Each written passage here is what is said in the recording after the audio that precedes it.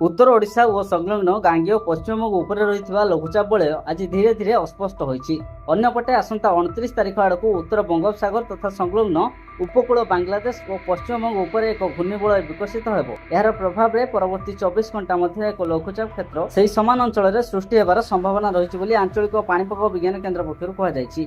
वर्तमान लघुचाप बलय प्रभाव में राज्य में मेघुआ पाग लगी रही बेले आसंता काली बरगढ़, झारसुगुड़ा, संबलपुर, सुंदरगढ़ और केन्दुझर जिले में प्रबल अति प्रबल वर्षा हेब। एसत बालेश्वर, भद्रक, जाजपुर, केन्द्रापड़ा, कटक, जगतसिंहपुर, पुरी, खोर्धा, नयगढ़, गंजाम और गजपति जिले में बिजुली घड़घड़ी सह वर्षा होबार संभावना रही। 29 तारिख दिन राज्य में वर्षा अनुपात सामान्य कमिब। यापर 30 तारिख में सृष्टि होगा लघुचाप प्रभाव में 30 और 1 तारिख में राज्य में प्रबल वर्षिब और 3 तारिख जाए वर्षा लगी रही। मयूरभंज, केन्दुझर और जाजपुर जिले में प्रबल अति प्रबल वर्षा होबार संभावना रही बेले बालेश्वर, भद्रक, केन्द्रापड़ा, कटक, ढेंकानाल, अनुगुल, देवगढ़, संबलपुर और सुंदरगढ़ जिले में प्रबल वर्षा हेब।